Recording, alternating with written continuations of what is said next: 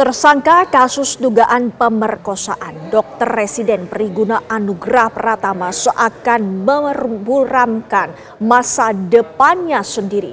Akibat ulah tercelanya, tersangka tak hanya berhadapan dengan hukum namun juga dicoret dari program studi spesialis yang dijalaninya. Kini konsekuensi apa saja yang harus dihadapi tersangka? Benang merah hadir dalam episode Pupus Mimpi Jadi Dokter Ahli.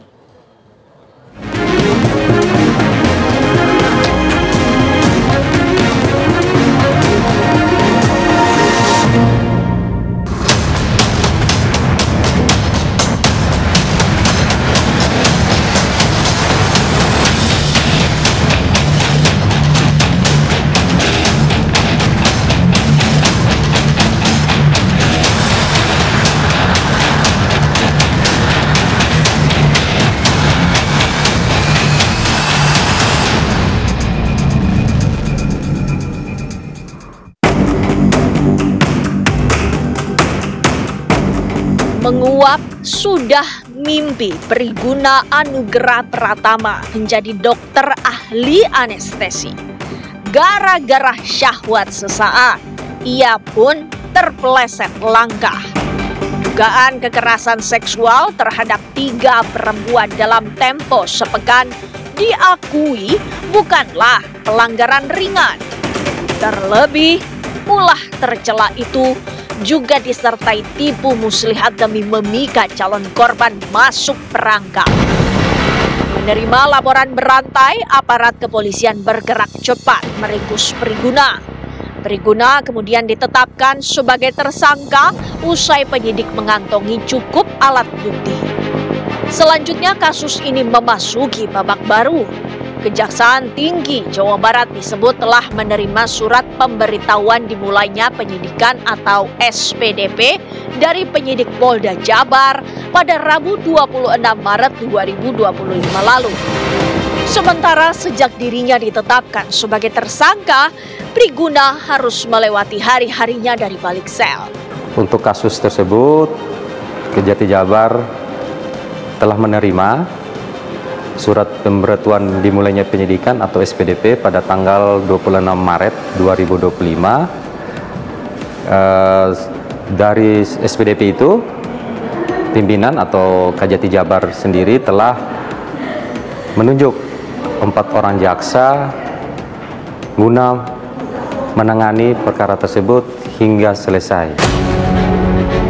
Saat Kejaksaan Tinggi Jabar telah menunjuk 4 jaksa untuk meneliti berkas perkara Priguna, penyidik Polda Jabar juga masih merasa perlu melakukan sejumlah pemeriksaan lanjutan. Untuk berikutnya, kita sedang memproses DNA ini agar semuanya bisa klop dan semoga memperkuat dalam hal barang bukti kita.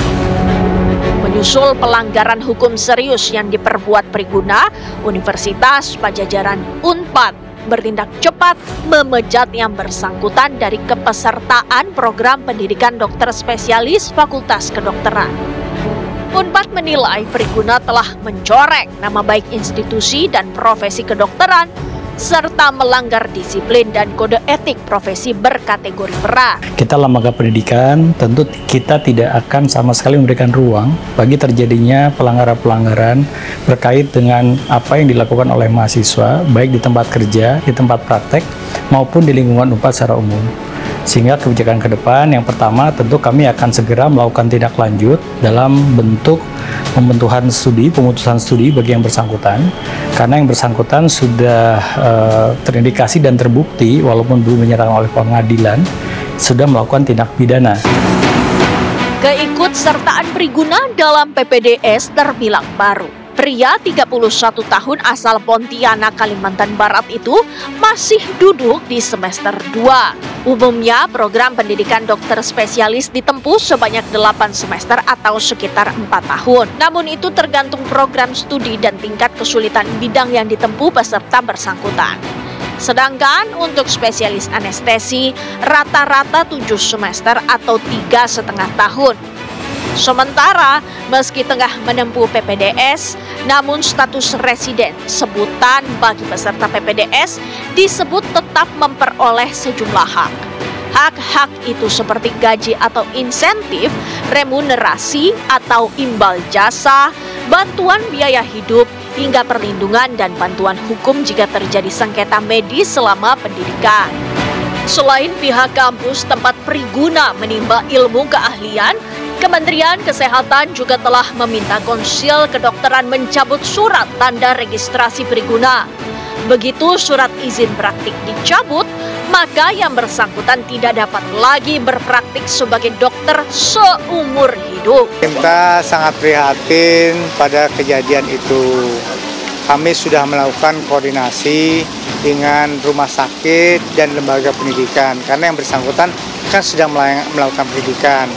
Satu, yang bersangkutan sudah dikembalikan, sementara dibekukan proses pendidikannya, diberhentikan dari proses pendidikan, bekerja sama berkoordinasi dengan Universitas Pajajaran, tidak melakukan status pelayanan medis. Kami beri surat kepada Konsil Kesehatan Indonesia untuk dicabut surat tanda registrasinya. Kalau sudah dicabut surat tanda registrasinya, kan berarti bersangkutan juga tidak punya surat izin praktek. Ini penting. KKI secara resmi disebut juga telah menonaktifkan surat tanda registrasi milik Priguna. Langkah itu kemudian juga diikuti dengan mencabut surat izin praktik atas nama Dr. Priguna.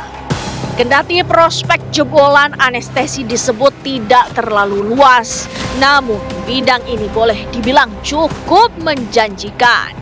Di Indonesia sendiri, banyak rumah sakit yang memerlukan tenaga ahli anestesi.